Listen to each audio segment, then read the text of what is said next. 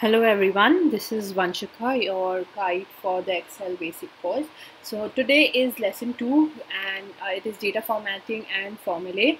Here, before I explain to you what we are going to do today, let's just do a small recap of what we did in the last class, that is lesson 1, which was Introduction to Excel. In that we learned how to open and save a file, the different components of an Excel file, that is a cell, column, row, tabs, sheets, etc. After that, we learned how to enter data in the form of a table, as well as with some keyboard shortcuts to go up, down the page. And after that, we learned a little bit of editing that included merge, center, or bold, underline, and different colors and everything. Now what we are going to do is today is data formatting and formulae. Here, first of all, we are going to start with intermediate level of data formatting of numbers, text, a series of data, how everything is going to be formatted. After that, we are also going to look into some of the basic formula, that like addition, subtraction, average, minimum, maximum. And before that, I'm going to explain to you what are the different formula available with us on Excel itself and how to find them out and how to understand these formula. So let's begin. Like you can see that this is our the table that we formed in the first lesson, and in case you've not followed my lesson 1, please go back to that lesson first before looking to this video, because it will be easier for you to follow me here. Okay, first thing that I'm going to do is the format painter. So what format painter does is that it copies the format of a particular cell and pastes that particular format in other cell or cells or a group of cells. It just copies the format and not the actual data. So let's start. Let's see how it works. If you can see the small paintbrush right at the top left, this is called the format painter brush. If you go on to the brush, you see it's written that copying formatting from one location and apply it to another. So it's just copying the formatting. So what we are going to do is we come here, we go to candidate number, we press the format painter button, and then I can select any other cell that I want to format. Then I click here. Now you see that it was AS underscore 111 and it still remains the same as AS underscore 111. However, now it has become bold and has italics in it. So that's how format painter works. Now you'll be wondering, if I want to go through an entire row or a column, or like multiple rows or multiple columns, how am I going to use the format painter? Do I have to go cell by cell? That is not the case. What we can do here is I select the format painter. Supposing from this I want to do the format painter, I select the format painter and then I go to this cell. I'm not leaving my cursor. I hold down the mouse and then I move my cursor here. See, this is how the formatting has been copied to all of these cells. It is both italicized as well as it is in bold. Now I don't want this. This was just for an explanation. What if I did it by mistake? What am I going to do is I'm going to undo whatever I did. The shortcut for undoing is Control plus Z. So I just do Control plus Z here. So you see the particular formatting has gone and it has gone back to the last step where I selected A3. Now I press another AZ, Control plus Z, then it removes the formatting from this cell as well. Now I'll now if you see, supposing if you go up to this cell, now if I want to copy the format of this particular cell, I press format here, format painter here, and I select, supposing probably just these. Just see what it does. Since A1 cell had merge and center applied to it and it was using the data from the first cell itself, that's exactly what the format painter did. It picked up the value from the first cell of the selection and it implemented all the formatting options and put it here, pasted it here. So that's what happens. All the other data, that is B, C and D column data, have disappeared now. Like it's not going to come anymore if you leave the formatting here. However, we can undo this in case I've made a mistake. Is Command plus C. So whenever you're copying a format, please make sure that it is exactly what you want. Even one extra formatting can change your data to a large extent. Now what do I do is, now I'll teach you a shortcut how to select data in general. So I've gone here. Now what happens is that if I want to select these three columns, I can't go selecting here always, like always using my mouse. The easiest way is to use the keyboard. So I'll tell you some shortcuts for the keyboard. Is I press we have all the arrow buttons, that is up, down, right and left on our keyboards. So what we do is we press the shift button down, and then I press my right button to select the columns, to select column wise one by one. See, this is what I'm doing. Now similarly, if I want to go down the rows, what am I going to do is I press the shift button and I go use the down arrow. Now if I've selected an extra cell, supposing I just wanted to select it till A9, I've gone up to A10, I'm still holding the shift button down and I press the up button.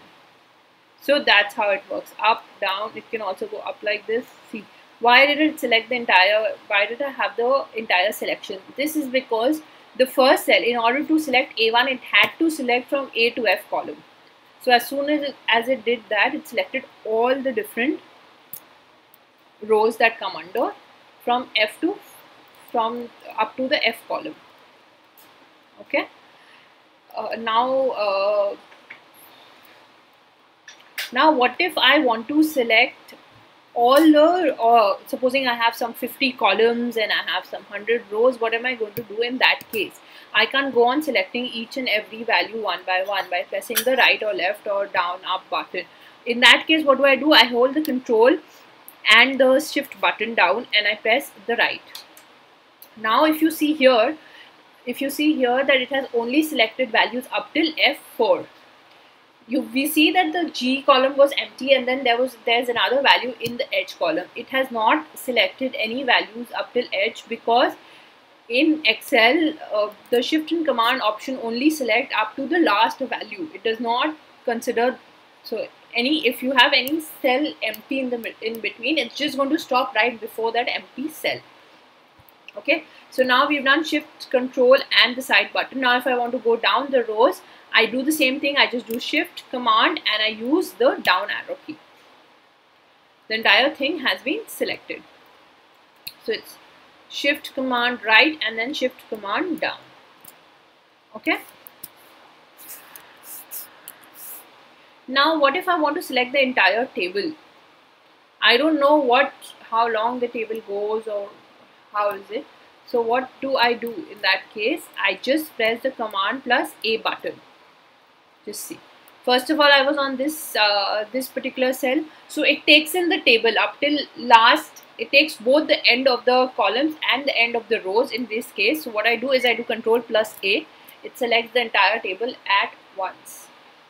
If I press another command plus control plus A in this situation, it selects the entire sheet. Now similarly, if I was here on A2 and I had pressed control plus A, it will take in anything, the end of either of the sides. If you see, again I press a control plus A, it selects the entire sheet. Now if I was here in a random cell and I pressed control plus A, it selects the entire worksheet. So basically control plus A is for selecting everything. Is that clear? Now one formatting that we did not go through last class was the color formatting. So what happens, supposing I want to highlight this first row with a color. Okay, different columns should have different colors. Supposing the candidate number should have a green color. So what do? Is if you go up here in the home tab itself, you see a paint bucket, right? If you select the paint bucket and the extension button, you have so many colors that you can select for. Supposing I go for yellow. So it colors the entire cell to be yellow. Now what I go up to name.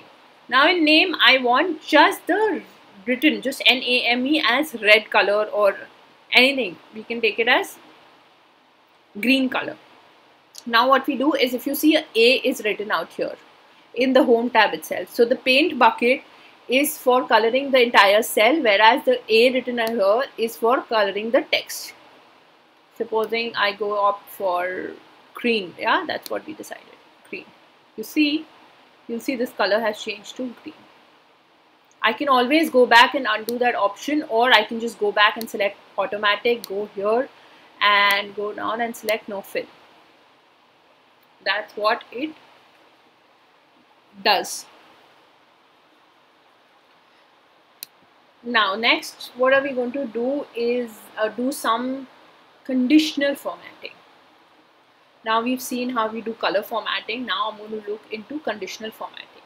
So what conditional formatting is that if a particular cell or a different column or a whole row follows a particular value, satisfies a particular option, formula, statement, whatever, then it highlights that particular cell or column according to the satisfaction level. So what happens is, supposing for the number of papers passed, I want to show a dark green color for the maximum number of papers passed in this list, and a light green color for the people who've passed the a red color for the people who've passed the least number of papers. So what I do is I select this particular column. I've selected the E column out here, and now what am I going to do is I'm going to go here.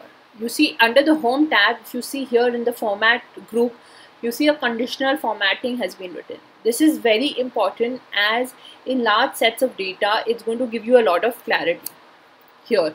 So I select, I go the down button, and now what am I going to do is I'm going to, if you see, there are different kinds of rules. So highlight cell rules helps you get in data according to greater than. So if it satisfies a particular value, it's greater than a particular value, then it highlights with a particular color. If it's less than, it has another color.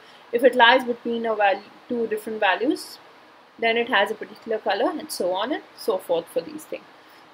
Similarly, for top bottom rules, top 10 items, top 10%, bottom 10%, what is the average? Now data bars, what they do is, if you are adding something, like you have 5 different values that you are doing, so if you want to find out which has a higher percentage, which has a lower percentage of weightage, then we can obviously use these colors. So it will show you. So if a particular value, particular cell has the maximum weightage, the bar for this, the colored bar for this is going to be longer than as compared to the other different cells in that particular column. Now you see color scales. This is what we're going to use out here. Is, if you see here, up to the topmost is saying is showing green, and the bottommost is showing red. Here the topmost is showing red and the bottommost is showing green.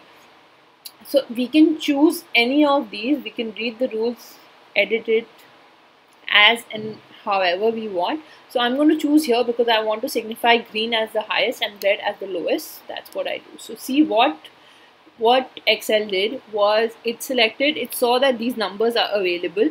So the highest it gave was for 9 with the dark green, and the lowest it gave was for 1 with a red, dark red. So it's shaded. Lighter green has 6 and 6, then goes yellow with a 5, and then yellowish green was a 5, and then darker yellow was 4, and then for 3 it went on to orange, and then it went on to red. That's what it did. This is how gradient works. Now what if there's some rule that you want to do that does not exist here? In that case, you go to conditional formatting and you do a new rule here. Now you can set a maximum in whatever you want to do. Supposing a percent value, it should be a maximum, this should be a minimum. This you can do whether it's a 2 color scale, whether you want 2 colors or you want 5 colors or you want data bars. You can completely select from here. What other way to do is, I select it here. I go to any of, supposing I want to do in the case of greater than, lesser than, in those lines, I go to more rules here. Here if you see, there are options here which says what kind of cells you want to format, whether it only one particular cell or all of the cells, or whether they have duplicate values. All that. Here it says it depends on a cell value. You can also do this formatting with a text. Supposing if you wanted to do it for the D column and some of them were in school, so I could have highlighted a specific text saying that those in school have a different highlighted color as compared to those having college. with blanks, no blanks, errors, no errors. There are a lot of things that you can go. This can go up to greater than, equal to. There are different ways like average. Supposing I go for this, you see this is the average, below or above average, with standard deviation, everything. So here, if you do format with, these are the options how you want to color it. You also have a customized format where you want to do a particular font, how the number should come, how the border should come, how the fill should come. It's a very adaptive system, and it's very, very helpful in the long run. Okay, so now for now I'm just going to keep this with us. Next, what we are going to do is we are going to format. I'm going to show you how to insert and delete rows. What happens in that case is, if you can see here, CP1 student database is here. Now I decide that in this particular sheet itself, I want to do a CP2 database as well. Okay, I go here, I enter CP2 student.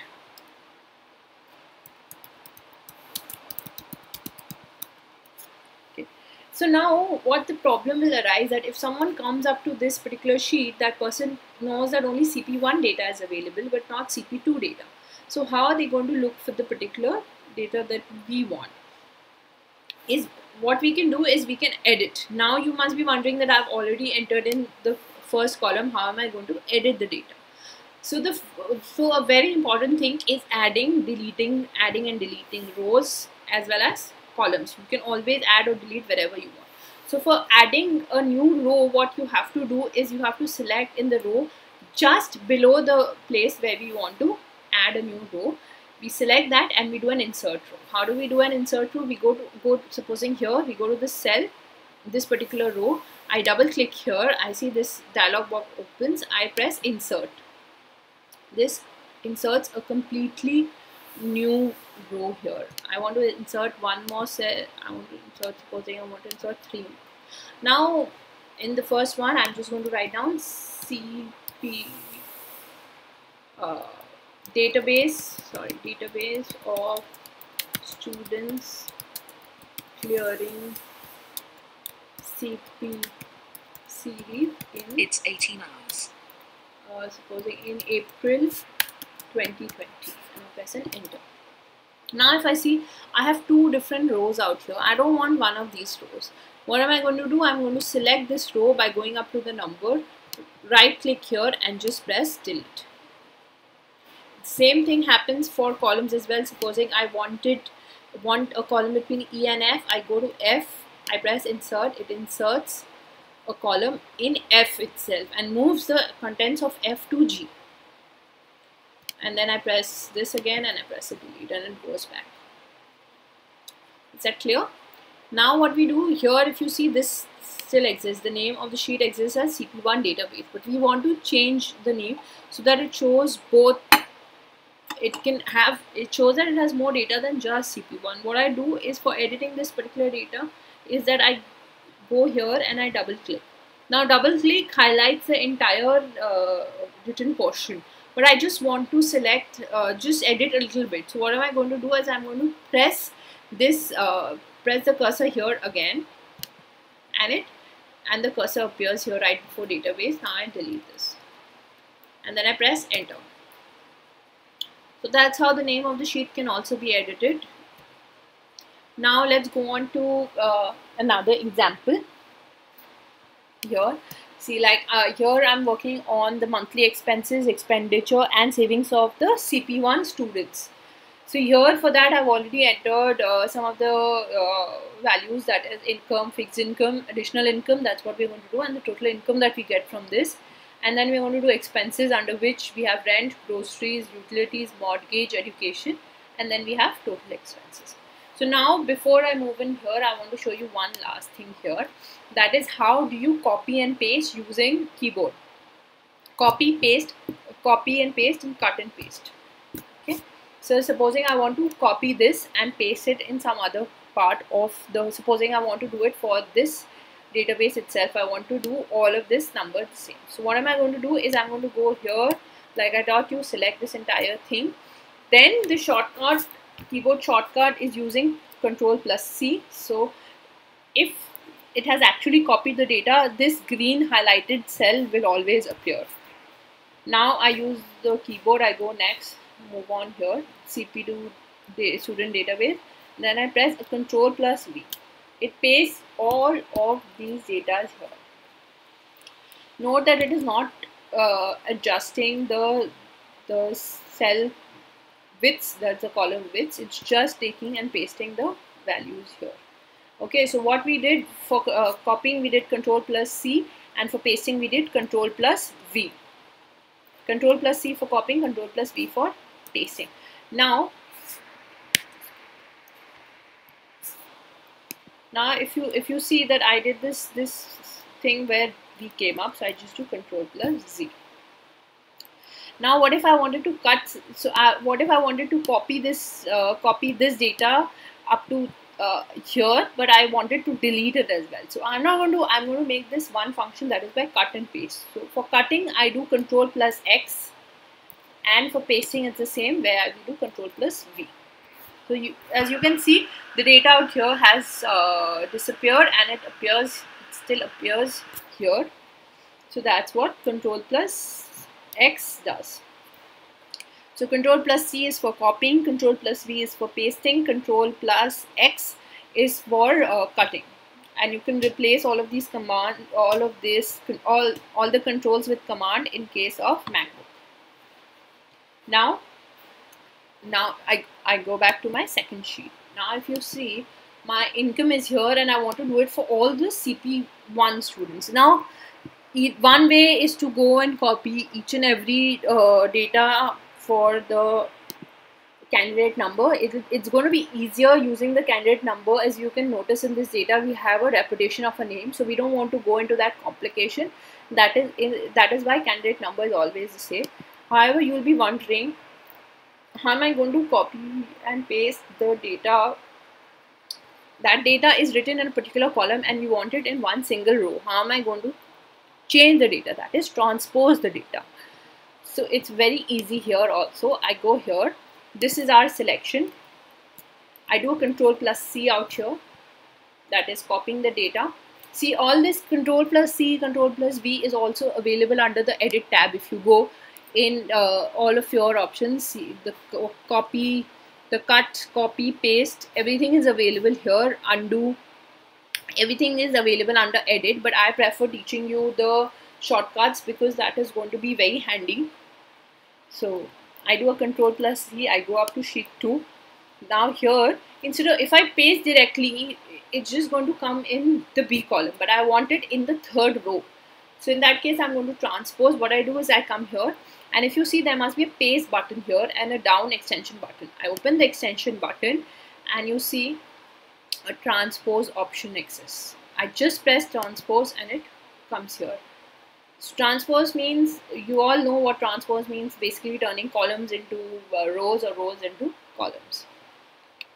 It was that easy. Now if I go to edit, you'll see the paste special option appears here as well. In case you don't have this paste button out here, you can always go to edit and open the paste special here, and you'll see all the different ways you can paste special. That is formula, you can just paste special the formulas, or just the values, or just the format, or you can enter just the comments.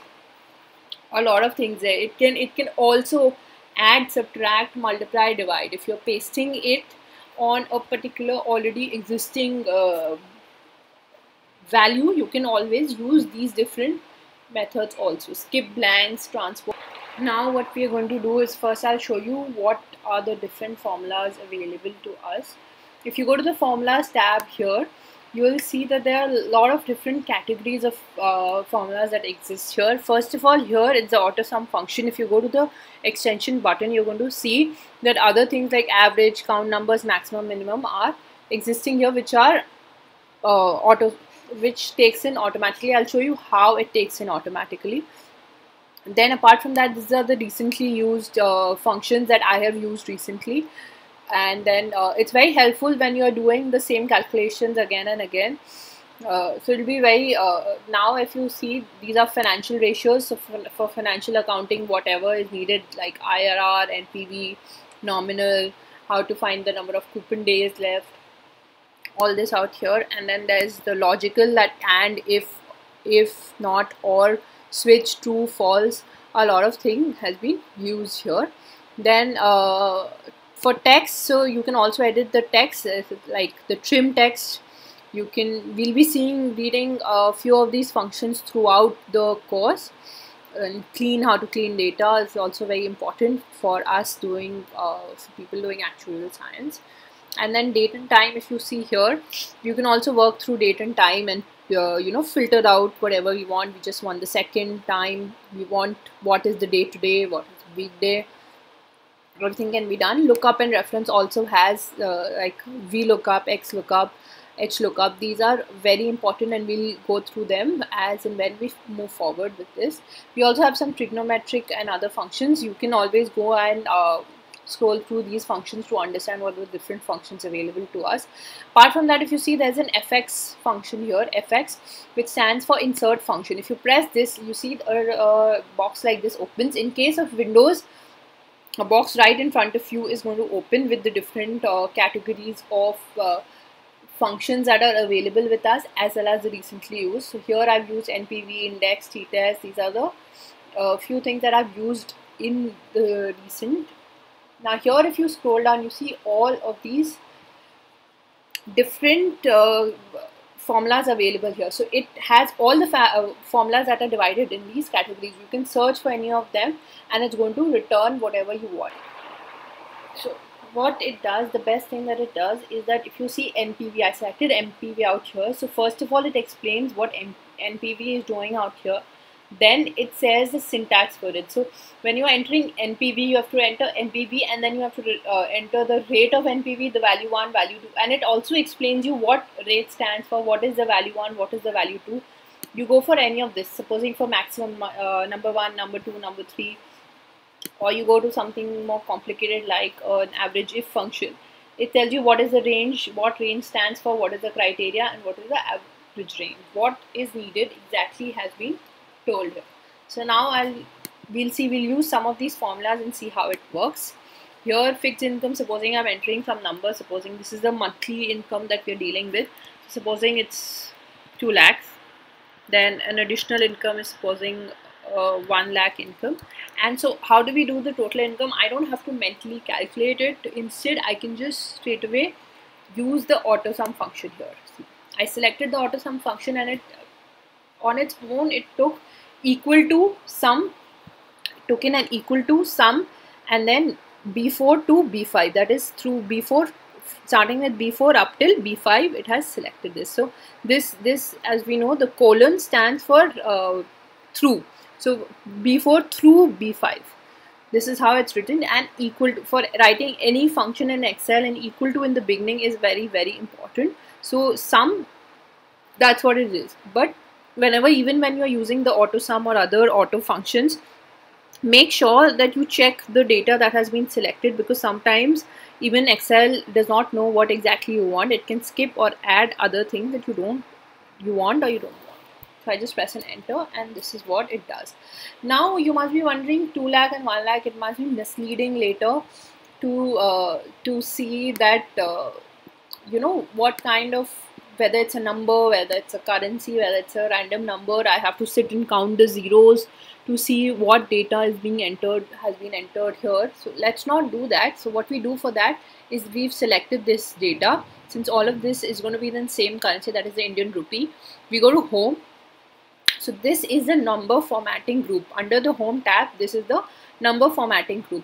Here, if you see in this drop down box, this says different categories, that is general, number, currency, accounting, short date, long date, and these are different. So even dates and time come under number formatting, and thus it's available out here. So since this is a currency, I select currency.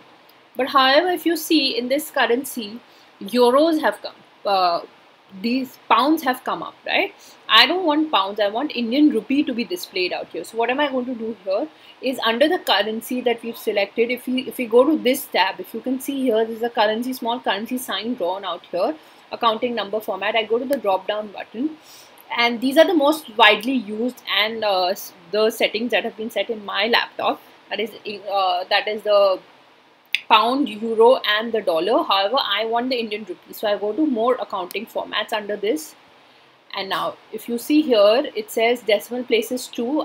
If I want I can change the decimal places to 1, or I can remove the decimal places completely. It's up to me.